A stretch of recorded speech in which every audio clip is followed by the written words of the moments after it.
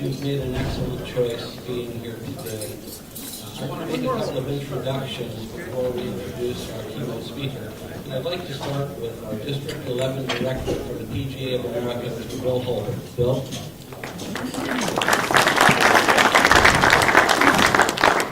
The Secretary of our association, Mr. Paul Levy, is with us today.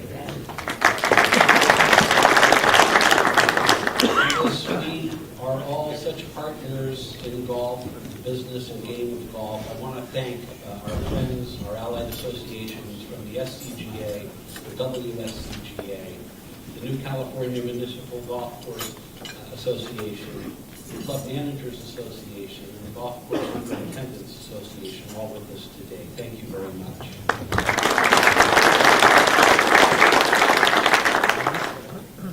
Well, a year ago, or perhaps just a little more, we won the lottery as an association, and breath of fresh air and enthusiasm has overcome the PGA of America as the result of Pete Gavakala. It's barely noon today, and I can assure you that Pete is thinking about what's going to happen tomorrow. We have been so fortunate and so blessed to have this energetic, insightful, creative, and remarkable thinker working on our behalf.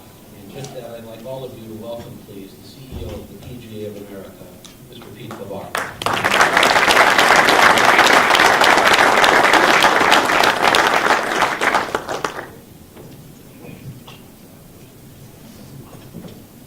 Well, Jeff, let me make sure this is good. And thanks so much, Jeff, for that. And it's a thrill to be here today, and to be here with Paul Levy, the Secretary of the PGA of America, and obviously Bill Holbert, who's on our board, and and also two people who've become good friends of mine over the years in the audience. One is Tom Wilson, who I got to know so well in my former life at the USGA, really throughout the 2008 U.S. Open at Torrey Pines. And then someone for me who in my short time at the PGA of America has become a role model, Pat Riley. I've had the chance to get to know Pat. I'm good friends with both of his sons, but really good friends with one of his sons, Mike, and to see Pat here today is always special. But, it's a thrill to be out here in Southern California to talk to all of you. And really what I'd like to do, tell you a little bit about myself. Some of you know a little bit about me, but I am still relatively new. It's been about 15 months since I came to the PGA of America. And then really touch on some topics, things we've been doing over the course of the last 15 months, and maybe as importantly, a few of the items we're looking at as we go into the future. But with me, my background has really been all about golf in many ways. I started out, I grew up in Westchester County, New York, and when I was 10 years old, my father, who always played golf, dropped me off at the local private club and said, hey, the best way to learn the game is to caddy. And I started caddying when I was 10, and I worked at Bedford Golf and Tennis from 10 through high school, through college, and through my first year of law school as caddy master, and eventually running the golf shop and learning the game, certainly from my father, but as importantly from Walt Ronan, who was the longtime PGA of America professional at Bedford Golf and Tennis. And really to see the game through Walt's eyes, to see how he interacted with the members, how he interacted with his assistants, how he ran a member guest, how he ran a junior clinic, how he ordered merchandise. For a young guy like me who was all about the game, it was just an eye-opening experience. And then I went on to school. Undergrad, I went to Notre Dame and got out of Notre Dame and didn't really know what I wanted to do. I taught for a year, went back to where I went to high school and taught and coached the football team and the golf team and a little bit of the basketball team, and then went on to law school. And when I graduated law school, I went to Georgetown, and I came out and I went to work for one of the big firms in New York City. And, I always knew in the bottom of my heart that I somehow had to get back into golf. I didn't know how that was going to happen or when it was going to happen. I always played a lot, was a decent player, but certainly not good enough to do anything on that side of it. And then one day after I worked about a 72-hour stretch just to run home to take a shower and get back to the office, I pulled down our alumni, the Davis Polk alumni directory, and started leafing through that and got to the B's, and it was a woman, Romney Burson, who was the chief legal officer for the United States Golf Association. And I said, wow, that's interesting. I never realized that these golf associations need lawyers too. So I sent Romney a letter with my resume, And I didn't hear anything for about a year. And it was right after Tiger ran away with the 2000 U.S. Open at Pebble Beach that Romney called me and said, hey, we want to bring an attorney in-house. Would you be interested in it? So I rented a car and drove out to Far Hills and interviewed for that, and luckily for me, got the job. And that started my 11 years at the USGA. I was in the legal officer role for about 2.5 years. And then after that, I was lucky enough to have David Fay come into my office one day and ask me if I wanted to run the U.S. Open. So I was the managing director of the U.S. Open from about 2003, just shy of the 2008 Open with Tom. And then my last role at the USGA was as their chief business officer, which was really their equivalent of their COO role. So those 11 years, I said, hey, this is something that is meaningful to me. Someone who loves the game and can use my professional experience and my passion together to hopefully build a career. Left the USGA and went to work for an agency for a couple of years that, from being where we are today, maybe some of you have heard of it, Creative Artist Agency, CAA, and oversaw their global business department. And then, luckily for me, the PGA of America, this opening to be the CEO came about.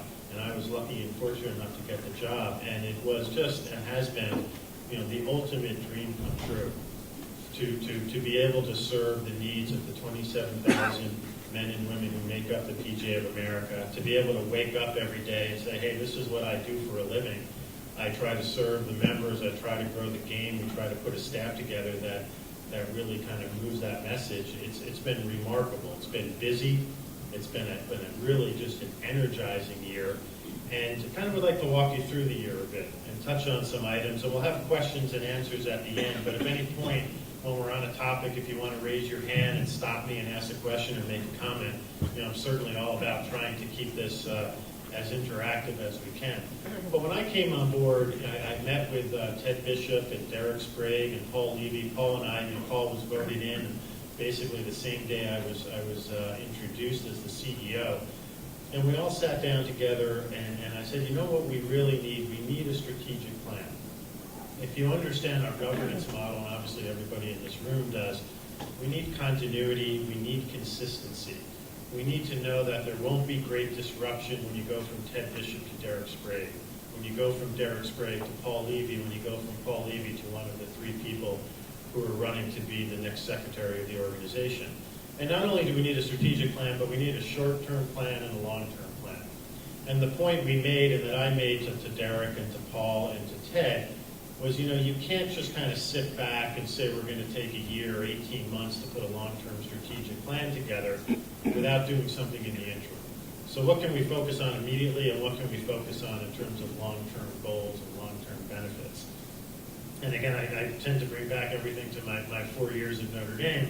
I said, it's kind of like a new football coach at Notre Dame. Brian Kelly can't come in and say, hey, we're going to go 0-12 the first 4 years, but then we're going to win the national championship, because he'd be gone.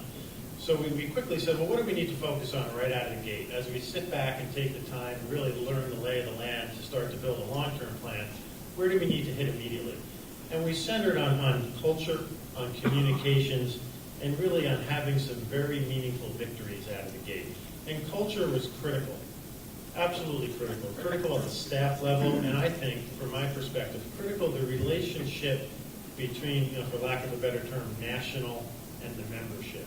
And as I was going through the interview process, I said, as someone who's embedded in the game, but certainly not yet a part of the PGA of America, there seemed to be this gap between what headquarters was doing and what those 27,000 people are doing every day of their lives in the 41 sections. How do we shrink that gap? How do we wake up every day, work with the board of directors, work with the officers, and try to shrink that gap? And that was a cultural change inside the headquarters for staff. And not that there was a bad culture at the PGA of America for the staff before I got there. That's not the case. But we wanted to create a different culture. And we really wanted to make it accessible, and we wanted to make it open. We wanted anyone, whether you had been there for 35 years and were in the merchandise department, or were fresh out of school at 24 and in the business development department, your ideas were going to matter, your thoughts were going to matter, your viewpoint was going to matter, and really to make sure people were not afraid to share those ideas. Certainly not that we were going to do everything, but that you felt that your viewpoint would be heard. And those fresh viewpoints of people who didn't grow up in the game really have shed some light on some of the things we've been doing the same way year after year. And it's proven to be a good culture that we started to foster within headquarters. And to say, hey, wake up and let's not think about what's the good business deal we're going to do today or where are we going to take the PGA Championship in 2020. That's all critically important. But wake up every day and say, okay, who do we work for? Why are we here as staff? We're staff here and we were employed because there's 27,000 people that hopefully rely on us. And we're staff here because we report to a set of officers and a board of directors who represent those people across the country. And that has to become the mindset of the staff. And we're getting there.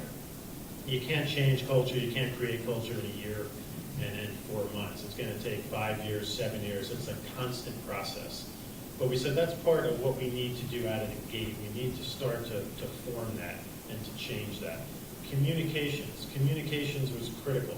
We had to improve communications between the staff, from the staff to the officers, from the staff to the board of directors, from headquarters to the executive directors in the 41 sections around the country.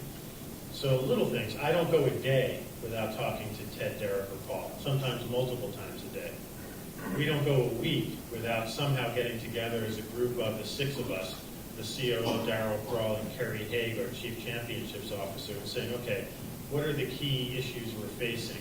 What are some of the obstacles we need to confront over the course of the next month, 6 months, or a year? And then how do we interact with the board? We have great face-to-face board meetings. We're just coming off our March planning session, and that's critical. But you need to be speaking to our board of directors far more often. So we created a monthly board call, which seems like a simple thing, and it is. It's not that complicated. But every month we'll send out an agenda of anywhere from 8 to 10 topics we need to cover with the board of directors. And we'll go through those in varying degrees of complexity and varying degrees of detail. And we'll spend an hour to 90 minutes on those calls. And we need that constant feedback from the board of directors. That's healthy. And then when we get done with those calls, we give them minutes, confidential minutes, but we also give them talking points so they can go back to their areas and talk about what we're discussing and what's going on at headquarters. Because we've said there really shouldn't be any mystery in what we're doing. We need to be transparent. We need the 41 sections. We need the members in those 41 sections to know what we're doing and why we're doing it and the rationale behind it. And this level of communication helps. And then hats off to Darryl Crawl, because what he started doing is a similar monthly call with the 41 executive directors. And you'll get 30, you'll get 35, you'll get 40, sometimes you'll get all 41. But it's a great back and forth, a great give and take, a great sounding board for us, a great sounding board for your executive directors around the country, sharing ideas, sharing thoughts. Hey, we're contemplating doing a deal with Ralph Lauren. There's a retail component. How's that going to go over? How's that going to affect the Southern Cal section? How's that going to affect the Met section? And hearing those various viewpoints really allow us to make better decisions. But stressing communication over and over and over. And then also saying, and I'll touch on these in more detail coming up, but victories. What can we do that starts to get the membership motivated? That starts to get the PGA of America name out there in a good way. Hey, there's change in the air. Maybe there's a bit of a power shift in golf. What's going on and why are they doing these things? And have people start talking about us in a positive light, and then really going to our membership, hopefully with some tangible changes and some tangible benefits. So I look at Bethpage. I think announcing the Bethpage PGA Championship in 2019 and the Ryder Cup in 24 is meaningful. I look at the NBC deal, maybe the new relationship with Samsung. I certainly look at the plan we laid out at the annual meeting with the ADP funding and doubling that over the course of the next 5 years. I look at doing an inurement study and just hopefully showing all of you that, hey, you know what, they're thinking about us. We're not going to correct things overnight. We're not going to create miracles, but they're thinking about us. And I think that short-term plan is starting to come in place. And then at the same time, on a parallel track, it's producing a long-term plan. And what we said is, okay, we need, why are we here? Why are you here in terms of being the type of members that would come to a section meeting? Why are we hired as staff? Why does Bill Hulbert give so much of his time to be on the board of directors? Why does Paul Levy spend 180 to 190 days a year as an officer? What are the fundamental purposes of the existence of this organization? And we looked at the Constitution, we looked at the bylaws. You didn't need to create this. You really need to streamline it and simplify it. And we said, well, we're here to two things. We're here to serve our members, and we're here to grow the game. And if we make decisions based directly or indirectly on that, more often than not, we'll make good decisions. And you could say, well, we're also here for X, Y, and Z, and that wouldn't be wrong or right. But when you really boil it down to its essence, we're here to serve the 27,000 people that make up the organization, and we're here to grow the game. And so we said, as we start to draft a long-term plan, let's be guided by that. And I'll just take you through the process, kind of what we've done and where we are. We started at the staff level by myself, Kerry, Darrell, Christine Garrity, who's our Chief Legal Officer and our Chief Administrative Officer, and then our business development and our marketing team coming together and just saying, hey, give me your thoughts about a long-term plan. And we boiled that down and started to digest it. And we all came away with the same thought. We need, and you heard this term, this acronym earlier this morning, we need to go through a SWOT analysis. We need each department head to go back to his and her or her departments and say, okay, if we're the self-proclaimed experts in the game, in the business of golf, prove it. What are your strengths? What are your weaknesses? Where are the opportunities? Where are the threats? Take some time and come to us and let's talk about each of those. And it was a really energizing, eye-opening experience. People were very honest. You know, we're not all superstars. Each department isn't firing on all cylinders. That would have been a farce. And you come away and say, well, you know what? The work that Kerry Haig and David Charles are doing with the PGA Championship, the Ryder Cup, and the PNC, and our membership events, boy, they're really getting it right. There's tweaks we can make, and we can certainly do better, but they're grading pretty well. And then you look at a different department that I think we've made a ton of progress over the course of the last half year to year, properties. We were horrible. You know, Port St. Lucie, we were embarrassed. And we needed unbelievable attention and new energy. And we said, okay, if we're getting an A- here, maybe we're getting a D or worse over here in properties. But to have that kind of honest assessment, and then to see, okay, where were there overlaps? And, you know, we said, okay, we need to create these themes. What are the themes of the organization, the strengths, the weaknesses, the opportunities, and the threats? Because ultimately that will help us write the long-term plan. And just to share some of those with you, in terms of the strengths, it seems simple, but it's true, the PGA brand. It's an unbelievably healthy, well-respected, well-known brand. It stands for so much in golf, not just in this country, but overseas. We run 2 of the 5 biggest events in golf. That's a great advantage. We have long-term revenue security, particularly in light of the NBC deal that I'll talk about in a little bit. We have dedicated membership, and we have dedicated staff. And we have momentum, we feel, toward being a progressive force in golf. What are the weaknesses? Key gaps in staff expertise and lack of succession planning. What keeps me up at night? Who's the next Kerry Haig? That's scary. Kerry, you can find another CEO by sundown. You can find another COO by sundown. But what Kerry Haig does, he's an artist. There aren't many Kerry Haigs walking around this earth, and that's scary. So who's he going to bring in? We have some very talented people in his department, but who's starting to separate him or herself as the next Kerry Haig? We have the vast majority of our revenue tied into 2 location-specific, weather-dependent outdoor events. And you know, I don't need to talk about that with the people in this room because you live that each and every day. At headquarters, and we're trying to burst through this, but there was a siloed approach. There was business development doing what they were doing. There was marketing doing what it was doing. There was membership services, and they weren't talking to each other. So we have to tear that down, and that takes time. We're limited to what we can do for all of you because we're a 501c6, not-for-profit. This dreaded word that I probably heard once or twice in my life before I came to the PGA of America, inermine. You know, now I hear it 10, 15 times a day, inermine. What are we going to do about inermine? God, I wish we could do that, but we can't because of inermine. And we're trying to figure that out. And that's critical. We have to maintain our not-for-profit status. So much of what we can do is because of the revenue we bring in, particularly television revenue, and that's tax-free. If we lost our 501c6 status, that gets, chopped in half, which would be very detrimental. But those were the kind of overlap of the weaknesses. The opportunities. We have an unbelievable competitive advantage in that we are the organization that have 27,000 people on the ground. We, as we're saying now internally and soon to be externally, we're the tangible connection. The PGA of America is the tangible connection between the game and everybody that plays it in this country. From the private clubs in California to the municipal 9-hole course in Wichita, Kansas, it's a PGA of America professional that puts the club in your hand, tells you how to play the game, and shepherds you through the game.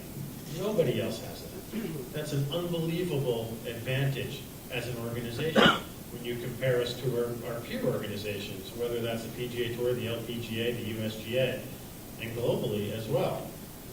We thought an opportunity is to create this long-term plan. We thought an opportunity is to increase the tangible benefits that we give our membership and our section. We think an opportunity, and I'll talk about this as well, is global. You know, we are necessarily a domestic organization, but what should we be doing globally? And then threats. What are our key threats that have kind of themed throughout the organization? We're global expansion of a game for historically domestic organizations. So even though it's an opportunity, it's also a threat. We've always been about the 50 states, which is great, but golf's global. It's going more and more global, and I'll talk about that. And there's a struggle to help our members survive during tough economic times. Our hands are tied, inermment and other reasons, and what can we do to burst through that? But then we charted out a long-term plan based on that to serve as a guidepost. And we created it as staff, and we reported it to the officers, and we took their input and their comments and their questions and their revisions, and then at the March board's meeting, we presented it to our board of directors. And we're at the point right now where the board is digesting it. They're going to tear it apart, as they should, come back to us with new ideas, where we're right, where we're wrong. One of the interesting comments from the board was the order we laid things out. I never thought of that. We didn't do it alphabetically. We didn't give too much really thought to the order of this 4-page plan. But they said, hey, we really need to think about the order because there needs to be some priority here. And then once it's agreed upon by the officers and the board of directors, we're going to show it to the sections and to the membership. And this needs to be a living, breathing document that will steer what we do as staff, that will guide what we do as staff, that will be tied into the budget so we know what our priorities are and that we're spending against it. One of the quick analyses I did when I came on board with our financial team was saying, hey, we are spending money at a faster rate than we're bringing revenue in. We're spending money at a 10% growth rate year in and year out. We're bringing revenue in at a 6% growth rate. We have, Santa Claus comes every 4 years with a Ryder Cup and kind of erases our financial issues, but that's not a long-term model. We need to catch up. We need to spend more wisely, and if we're going to spend money, and we should because that's the type of organization we are, we need to bring in revenue. But I feel good about where we are with the strategic plan. I think it's that critical document that will help us as we move forward.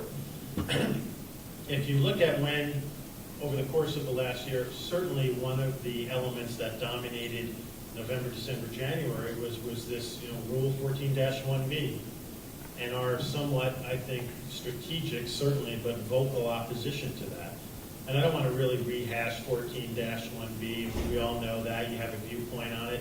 I was torn, personally.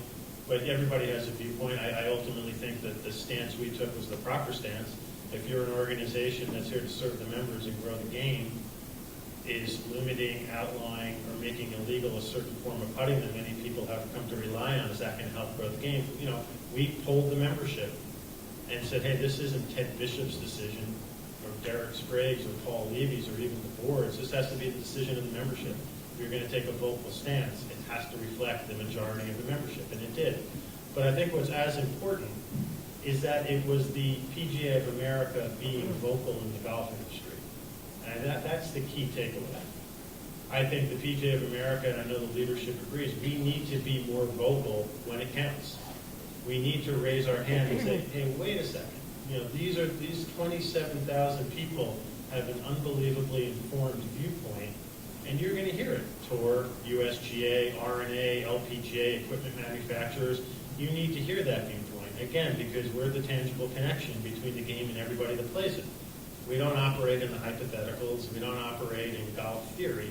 We operate in practice. We have the war stories. We know what's going to happen when you outlaw anchored putting, and our club president says, I don't care, we're still going to allow it at the member guest. We know what's going to happen when somebody who always does it continues to do it and wants to post his or her rounds for handicap purposes. We understand those real life problems. So hats off to Ted and Derek and Paul and the board to say, we need to be a little bit more forceful, we need to be more vocal. Not obnoxious, but strategic, and really make sure our viewpoint is shared. I think the great outcome of 14-1B is we undoubtedly have a more meaningful role in the rules-making table. And there aren't that many rules-making decisions that ultimately impact the growth of the game. Dropping a lost ball, moving it from here to here, we're not going to come out and make a statement on that. But something like this, if they were to roll the golf ball back, that's another time where I feel pretty certain saying the PGA of America would raise its hand and say, hey, wait a second. What's that going to do for the growth of the game? What's that going to do to make the game more fun and more enjoyable, as we saw? So that was critical. Certainly, another key fundamental change we try to make is our broadcast strategy.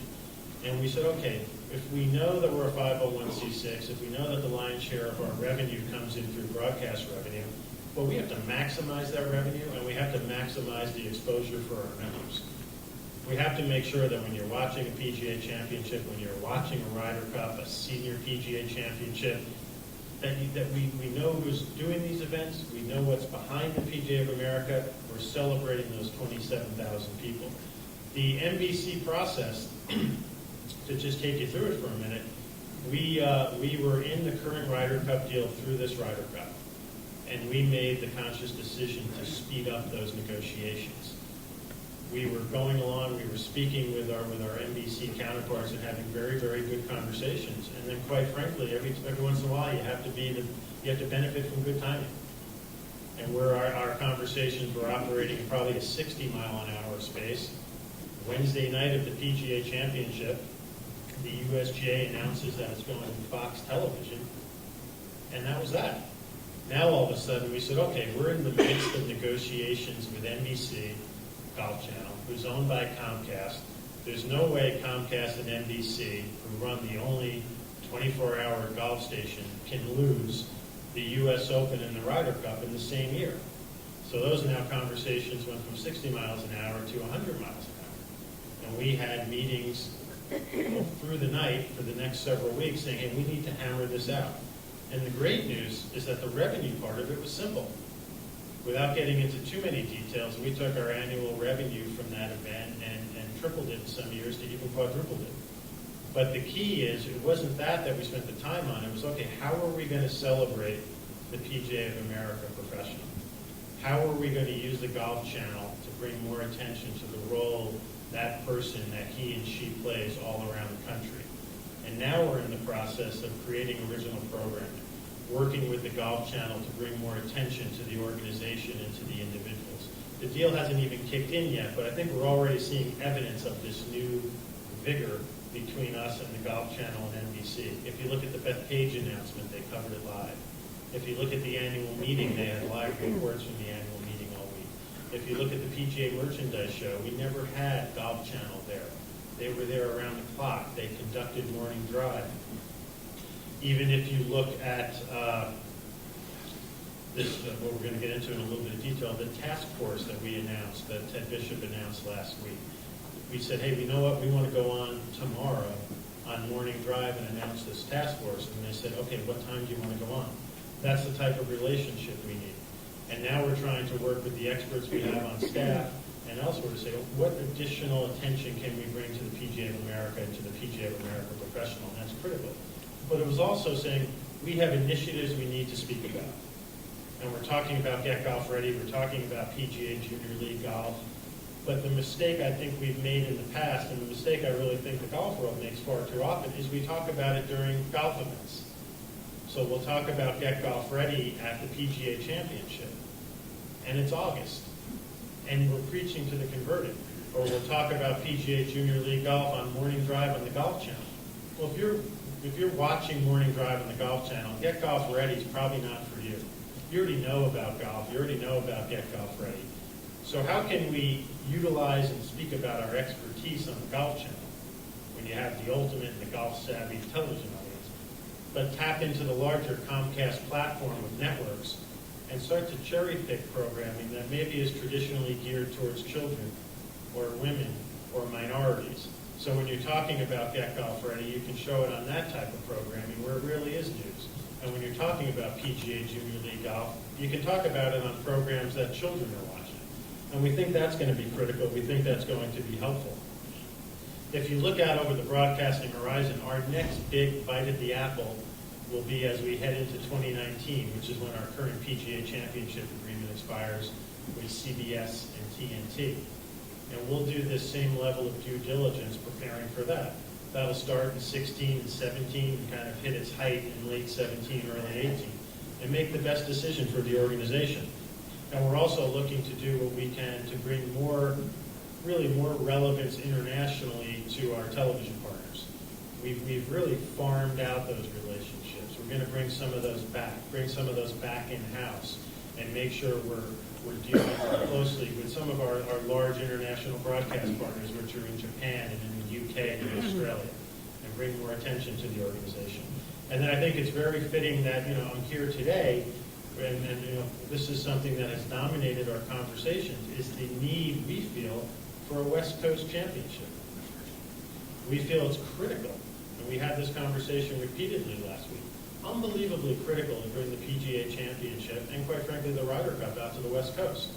There's a global obligation, a geographical obligation. We've been so Northeast dominated. We're a national organization, so there's that reason, that rationale.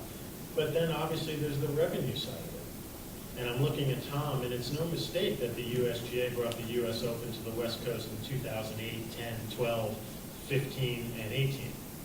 19, Pebble Beach, and 21, going back to Torrey Pines. It's because, geographically it works, but it also works because when you're back on the East Coast, you're watching the U.S. Open on prime time on Saturday and Sunday.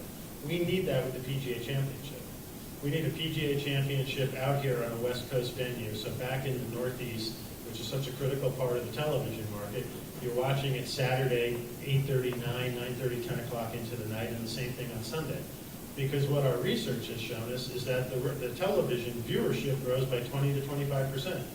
That's enormous when you talk about the type of ratings the PGA Championship gets. And that translates into broadcast revenue. So when you go and have those conversations with CBS, which is a little bit more difficult because they have 60 Minutes on Sunday, and NBC, which could be a competitor for that package, you're now delivering an unbelievable, valuable asset to them. Not only the PGA Championship, but the PGA Championship on a West Coast venue. So I would tell you that I think that's one of our real great priorities here in the course of the next year. Difficult, because when you start working your way up the coast, a lot of the great sites are already spoken for. We have to create our own identity, but Kerry Haig is out here on the West Coast today and tomorrow looking at some sites that we're excited about, and we're really looking to push that forward. The other area, and we talked about it a little bit about how broadcast relationships can help, but our overall plan for initiatives. We quickly came to the conclusion that we were just doing too much. There was almost an initiative a day. When you think back, we could point to 75, 100, 120 initiatives that the PGA of America had done over the course of the last 10, 15, 20 years. And the analogy I use, it's just putting more layers on the roof. And eventually you kind of need to strip the roof apart and say, okay, where are we going to put our attention? Where are we going to put our efforts? Where are we going to put our dollars? And that's why you'll hear us talking very strategically and consistently about Get Golf Ready, PGA Junior League Golf. There's more going on out there, but we're focusing on those. Certainly Drive, Chip, and Putt in partnership with Augusta and the USGA. I was on a conference call this morning that went well. But really putting our resources and our efforts, and hopefully saying to you, hey, we understand you have businesses to run. We understand you're waking up every day doing things to make your facility work, your players happy, and if we're going to throw initiatives at you a couple of times a year, what I would do if I were you is you eventually tune them out. But if we say, no, we believe in these initiatives, we believe in the research, we believe in the results, we're going to help you institute those, we're going to stick with these. You know why? Because they're part of a long-term strategic plan. So they're not something that Ted Bishop is passionate about, And then when Derek Sprague takes over, we're going to say, hey, you know what, Get Golf Ready and PGA Junior League Golf, they were fine, but now what we ought to do is this. That we have to avoid that. We have to stay consistent when we have to stay on the mark. And we believe in those two programs. We think they work. I would tell you in the comments maybe I've made visiting different sections and some that have made their way into the press, maybe the one that has had the most bounce back to me, or backlash, if you will, is this concept of an international PGA championship. And I get it. But I think it's worth mentioning that part of our long-term strategic plan is creating a global footprint. I feel passionately that we need an international game plan. Is it an international PGA championship? Who knows? We're going through that process. I think there's certainly some positives there. There are certainly some negatives. But I think the biggest mistake we can make as an organization is really putting our head in the sand and waking up 10, 15, 20 years from now and saying, oh, wow, golf went global and we missed the boat. We were a domestic organization, which we are and should be, and 95% of our efforts always should be focused domestically. But when you look at the PGA Tour, which I say in a nice way, and our relationship with them has never been better, they're like the Holy Roman Empire. They're in Latin America, they're in China, they're in Canada, they're going global.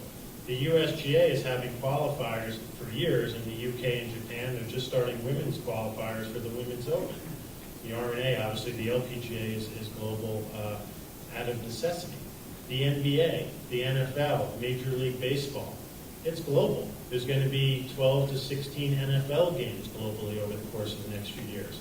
I'd be shocked if there wasn't a Super Bowl played in a foreign country in the next 10 or 15. So we need to, I think it's incumbent upon us as staff who get paid by an organization to look out for its best interests, to come up with a global footprint, to come up with a suggestion and to take it to our officers and to take it to the board of directors and say, hey, we've thought about this. Here are some recommendations. Maybe it's employment initiatives. Maybe it's licensing deals. Who knows? But we have to go through the process. So the International PGA Championship, it was a component of an overall strategy to challenge ourselves internally to say, how do we differentiate the PGA Championship? The good news in golf is we run 2 of the 5 majors, lowercase m majors, or quotes around it. But the PGA Championship, I think we know, maybe we're in 4th place. And that's not something you change overnight. We're in 4th place, and what tells us that? Well, television ratings, revenue, all of those components, maybe the perception, the spot on the calendar year. What can we do to disrupt that in a strategic way? Well, it's going to some different sites. It's taking it out here to the West Coast.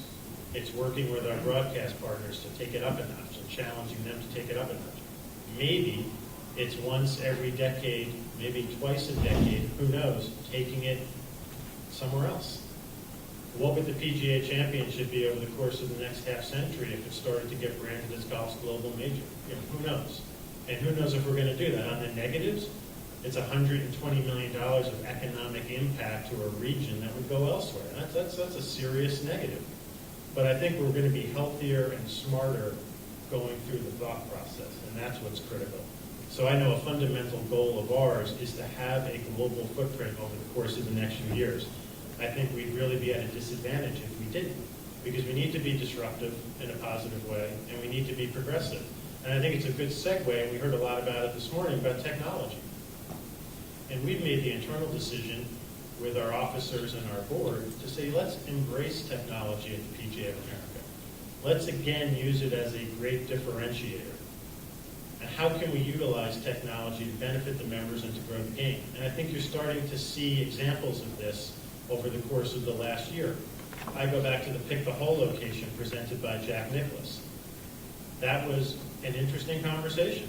There was a lot of, oh my God, we can't do that. We can't let the crowd get involved. But it was an interesting conversation. It was a positive conversation. And we started with the conversations we had with the officers and the board. It was, well, what if it's such an educational investment as well? Imagine Kerry Hay. One of the great untold stories in major golf is the golf course setup. So you have, who in my book is the best person in the world doing it, Kerry Hay, telling you what goes on in his mind. So on a particular green, on a particular setup, why he's putting the hole locations in those different areas, how he's testing 156 of the best players in the world. And then partner him with Jack Nicklaus. Partner him with Jack Nicklaus because it takes the hokiness out of it, because it's the best person who's ever played the game and a legend. But also partner with Jack Nicklaus because he's won 5 PGA championships. He's won 18 majors. And he can tell you how he'd approach these different setups as the best player ever. And he's a golf course architect. And this became wildly popular. We had over 200,000 people participate. And it's utilizing one of the unique advantages of golf. In no other sport could you conceivably do that. In no other sport could you go out to the audience, to the crowd, and say, hey, you could have a direct impact on the outcome. In a safe way. Kerry was comfortable with all of those hole locations. Not that they were going to vote to put one in the left bunker. All of them would work, so that we took the risk out of it. But you can't go to the crowd in baseball and say, okay, what's the first pitch going to be, a changeup or a fastball? Or what's the first play from the line of scrimmage going to be in football? Is it going to be a run or a dive up the middle? In golf, you could do that, and to get the audience more involved. And then the Samsung announcement. We were very proud of the Samsung announcement because they are the progressive voice in technology. And a lot of people wanted to partner with them, and they ultimately chose the PGA of America and the NBA. And we're working with Samsung and challenging Samsung to say, okay, how can we utilize your minds and your technology to bring our spectators on site at our championships closer to the game and the viewing audience closer to the game? And that's going to be important. But we also started the conversation by saying, you need to have some viable, tangible benefit for our members. Because I've heard over and over since I've been in this position, okay, great deal with Omega, but what does that do for me? Great deal with Mercedes, but what does that do for me? And their answers. Because that brings unbelievable revenue into the association. It delivers revenue and advertising time for our broadcast partners, which allow us to get higher rights fees for our broadcast. But with we said, we've challenged the staff, make sure we have tangible benefits for our members. So you'll see that the Samsung portal will be unveiled hopefully later this week. I've been told Friday. We're working toward Friday. Where, if you're buying these devices, if you're buying this type of technology, you should benefit because your organization has a major partnership with them, and with us. And that's critical. And then lastly, with technology, game golf. We made an investment in this brand, in this company, in this device, game golf. And it's interesting, but it was part of a strategy because we said, it's progressive. It talks to an audience that we've had great historical trouble speaking to, that 18 to 34 demographic that's coming into the game at an alarmingly lower rate than they have in the past. It could be a teaching add-on for a certain segment of our membership. It's going to be in the Apple stores all across the country and internationally with our logo on it, which we think is good for the perception of the PGA of America. And there's a social component. And we wanted to check all those boxes. And it was so refreshing for me to have conversations with the officers and the board where they got it. And they said, yeah, that's the reason to do that. And for us, we were looking, okay, I don't think we need to play. Where is wearable technology? That's the next wave of technology. So if you're running, and maybe 2 or 3 years ago out, you go by and you would have ran and you get back home and say, I think I ran about 3.5 miles. Now you wear your Up by Jawbone or your new Nike Fuel Band or your Fitbit, and you say, you know what, I ran 3.25 miles, I took this many steps, I burned that many calories, my heart rate was X. That 18 to 34 demographic, and I see one on your wrist, is laughing because they want to drill down on data. And golf, again, using the advantage of golf that it's a spectator sport, but it's also a participatory sport, they're going to want to drill down on their golf data. So now you can go out and play around the golf and you can see every shot you hit. How far you hit your 7-iron, how many greens you hit. It's laid out over a map of the golf course, and you can share it with your friends. I could play someone who my brother-in-law in New York and say, hey, let's play a 9-hole match, let's play a greens and regulation match. And then for a certain segment of our membership, there's no replacing the face-to-face lesson, that 30 minutes, 60 minutes, 90 minutes.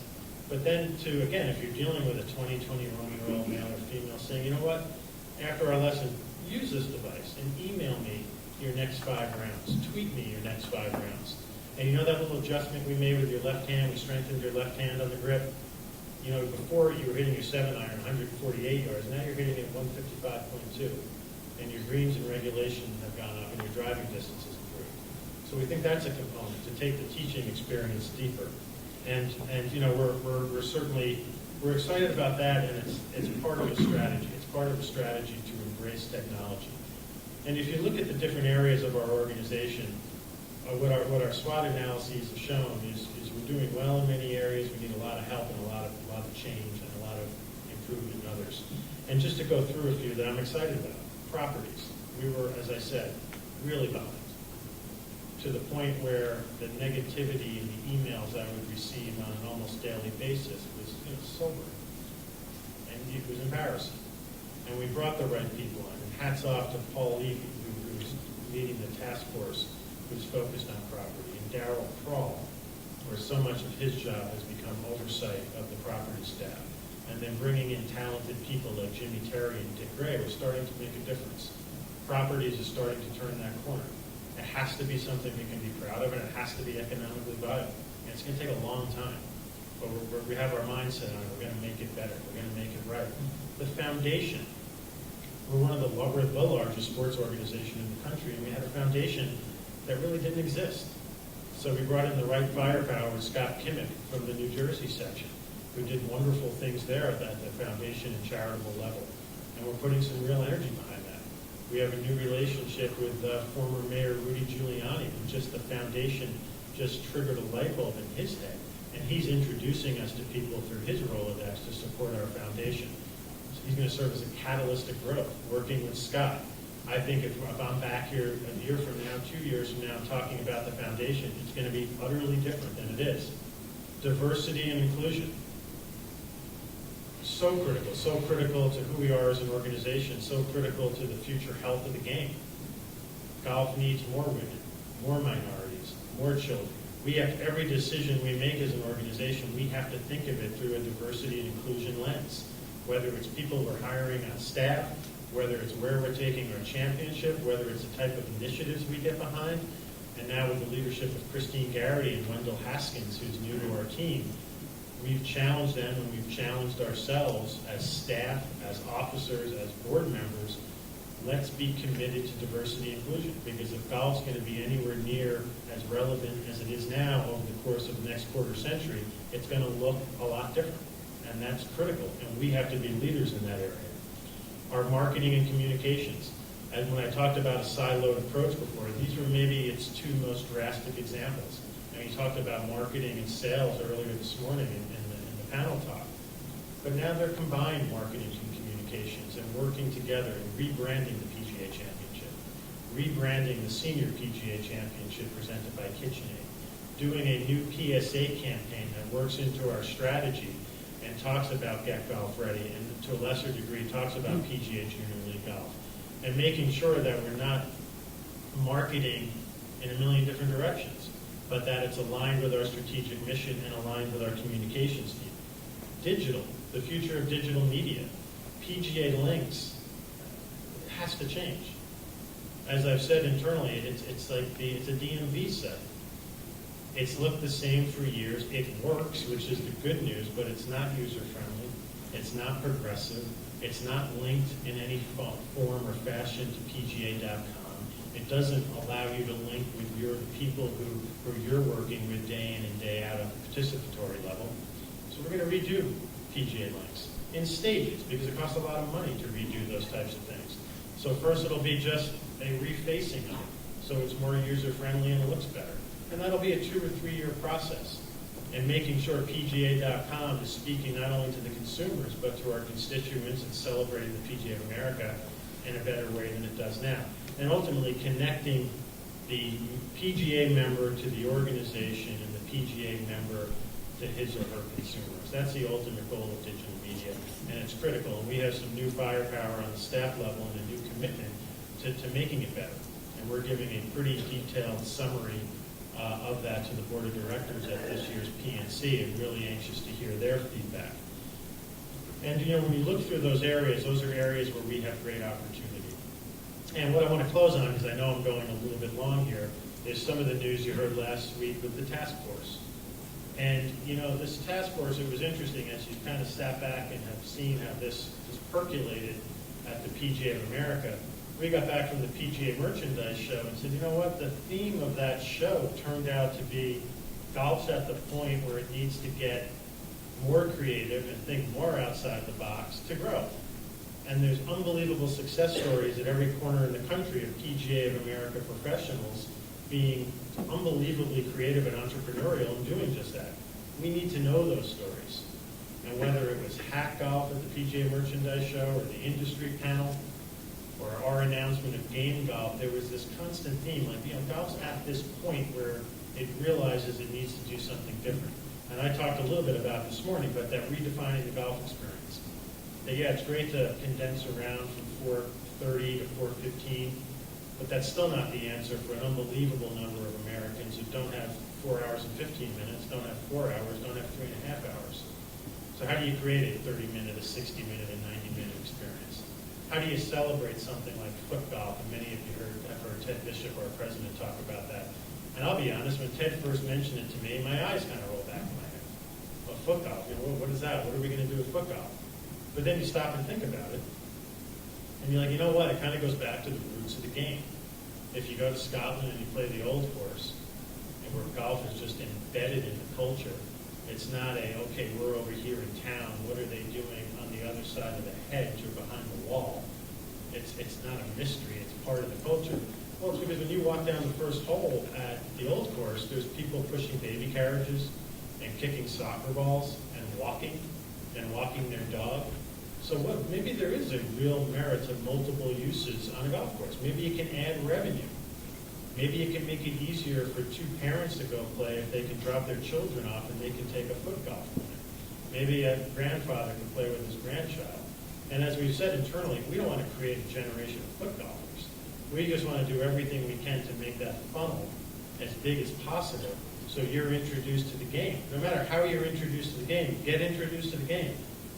Maybe it's a lesson from a PGA professional. Maybe it's because your dad dropped you off when you were 10 and you started to caddy. Maybe you were lucky enough to bump into Joe Barrow and he participated in the first tee program.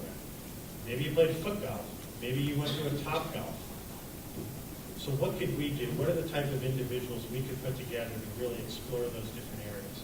And the board of directors challenged the officers, quite frankly, and the staff to create this task force and to put individuals on it that could help us think outside the box. So it's Ted Bishop, it's myself, I'm thrilled to be on it. But we said, okay, who else out there can add some ingenuity, add some different ideas? If you look in the golf world, that's somebody who's well ahead of the curve and pushing the envelope, Mark King, with what he's done with Hack Golf. And Hack Golf will be one of the arteries of ideas. I happen to think some of the greatest ideas are going to come from our members, like foot golf. Foot golf came to us from a PGA member who was using that at his facility at an unbelievably successful level. But a person like Mark King, a person like Tom Dundon, who's the principal investor behind Topgolf. And if you go to a Topgolf and you go by 3 bays in a row, you'll see a first date. You'll see a 2 handicap getting ready for his club championship the next day. And you'll see a family of 6, all enjoying golf in different ways and the social aspect. It's brilliant and it's unbelievably successful. And then we said, well, how about a guy from another sport that has done it so well, in Arlen Quintarian, who when he took over at the USTA as the chief executive officer realized that there was a lack of growth in tennis and made changes to grow tennis and made changes to the U.S. Open in tennis. Something as simple and as obvious but unbelievably powerful as changing the color of the court from green to blue. And what could he bring into it? And then Ashley Mayo, who's with Golf Digest, a millennial, heads a lot of their digital media efforts, played at UVA, a great player and a great thinker in the golf space. Damon Hack, who has the bully pulpit at Morning Drive, and is also a new golfer thinking about these questions for himself. How do I get into the game?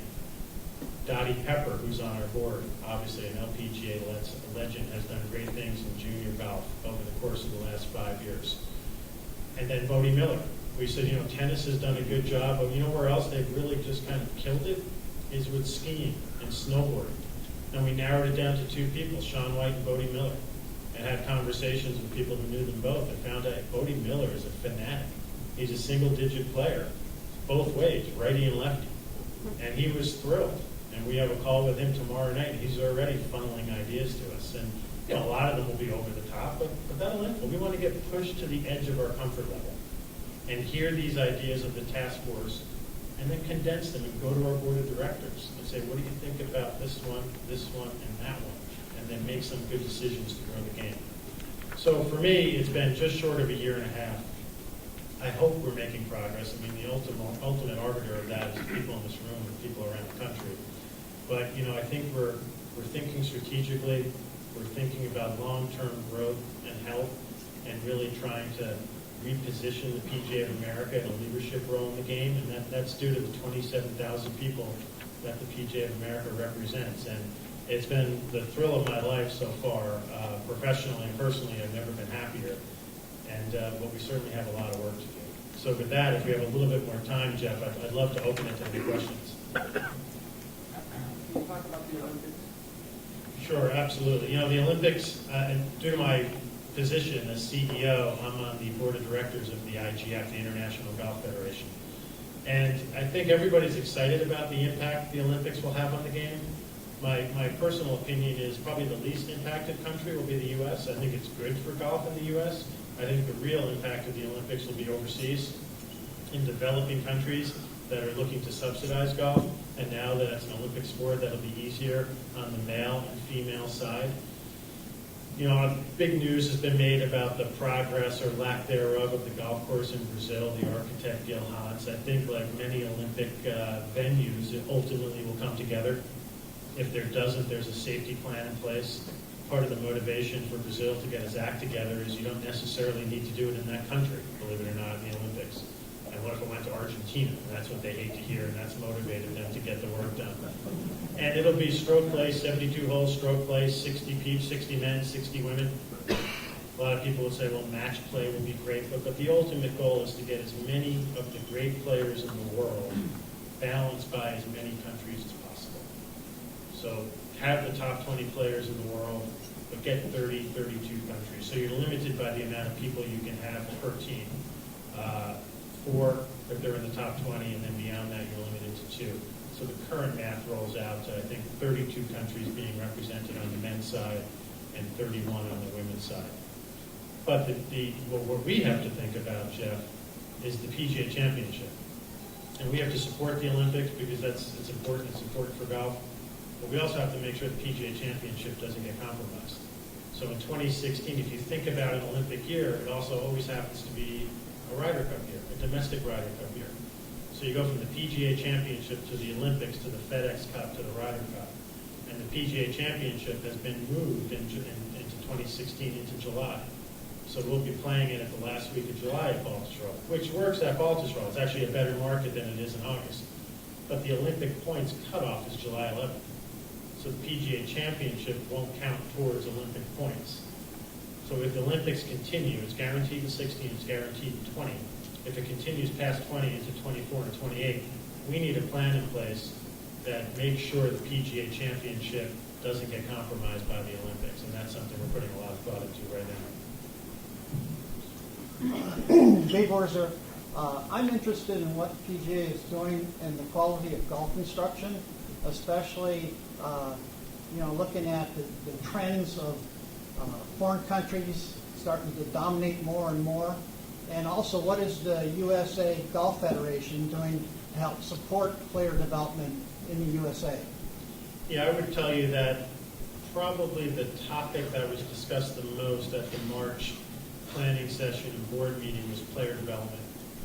And what can we do in player development? Player development being led by Mike O'Donnell.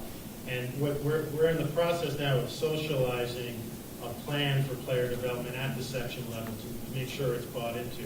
But again, it's kind of creating a continuum of how do you go after player development from the young person who's coming into the game. What is he and she looking for? What's the lapsed golfer looking for? What is the expert golfer looking for? How are you doing it? How are you making that mesh with kind of the current time and availability that people have to take a golf lesson? There are a few initiatives going on now very internally looking to make sure we kind of crack that code and put the resources and the finding behind it. It's career development. it's teaching and coaching, and it's making sure that our education system is modernized and working as well as it can be at our PGA programs and elsewhere. In terms of the USA Golf support, I don't have an answer really on that particular point of what they're doing or not doing. But I would tell you player development, if you look at our strategic plan, is one of the absolute critical priorities. When you simplify but define what a PGA of America professional is, ultimately it's a business person, of course, it's a host, but fundamentally it's a teacher.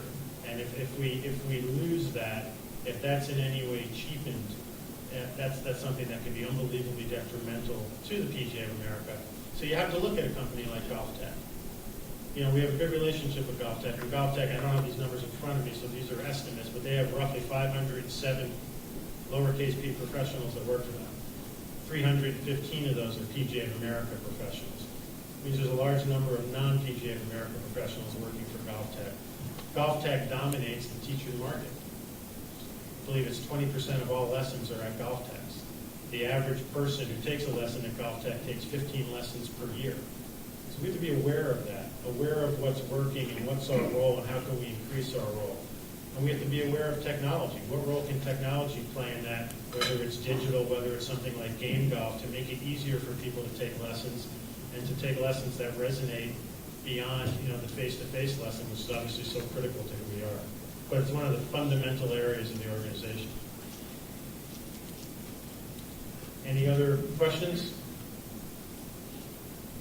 Well, listen, thank you very much. It's a thrill to be here today, and certainly look forward to coming back hopefully soon. Take care.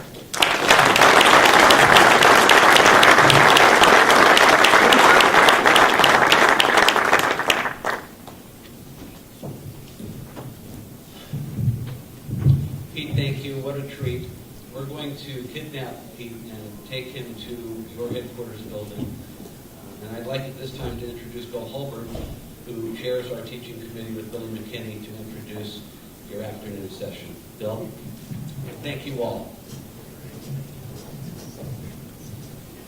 Thanks, Jeff. On a personal note, myself, Paul Levy also, November of 2012 was when Pete was hired. It was also the time that Paul was elected to become CPGA Secretary. It was the time that I started serving my term as District 11 Director. And you can all see by hearing Pete speak that we are very lucky, the two of us, but also the entire association, to be involved in what I would call the Pete Vivacqua era. I'm sure he wouldn't care for that term because it's not about Pete. It's totally about the association. But the opportunity to be involved at this time and the start of Pete's tenure as our CEO and to see what he brings to the table and to absolutely see the changes that have occurred in that 15 months, as Pete alluded to, is really, really quite remarkable. And our association is in very good hands, and certainly the direction we are taking is definitely the right direction. So I really applaud and thank Pete for being here.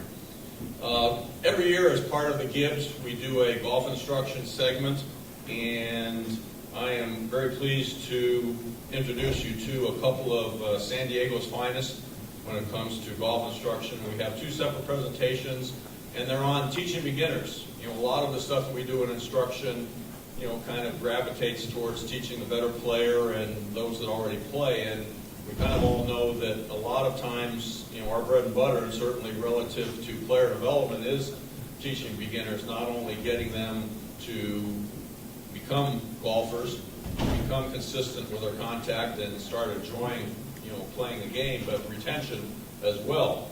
We all know how hard this game is. We all know how hard it is to get people into the game and certainly to, keep them in the game. So our first presenter will be Sean Cox and then Mr. Bob Madsen. And I, unfortunately, or not unfortunately, but unfortunately for my being able to see these presentations, I'm also heading over to the boardroom for our board meeting. But Bill McKinney, our co-chair for the teaching committee, is here. Bill, in honor of St. Patrick's Day, is not wearing a green tie as I am, but he's wearing green socks. So when he comes up here in between the two presenters, make sure you take a look at that. But just a quick brief bio on these two gentlemen. Sean Cox, Director of Golf at Del Mar Country Club, the Grand Del Mar, as it's now called. First Southern Californian to be certified in instruction through the PGA. He's 2010 San Diego PGA Junior Golf Leader of the Year, a TPI Level 3 certified instructor, works with a lot of golf professionals as well as amateurs in teaching, and we're very pleased to have him here. And then also Mr. Bob Madsen, 3-time San Diego Chapter PGA Teacher of the Year. He's a Director of Instruction at the Sycuan Golf and Tennis Resort, outstanding player, long-time contributor to Southern California and San Diego golf instruction. These are our two newest members of the teaching committee. Very pleased to have them volunteer after I called them and asked them to do these presentations, but they were more than happy to do it, and I think you're going to have a great hour and a half listening to these two gentlemen.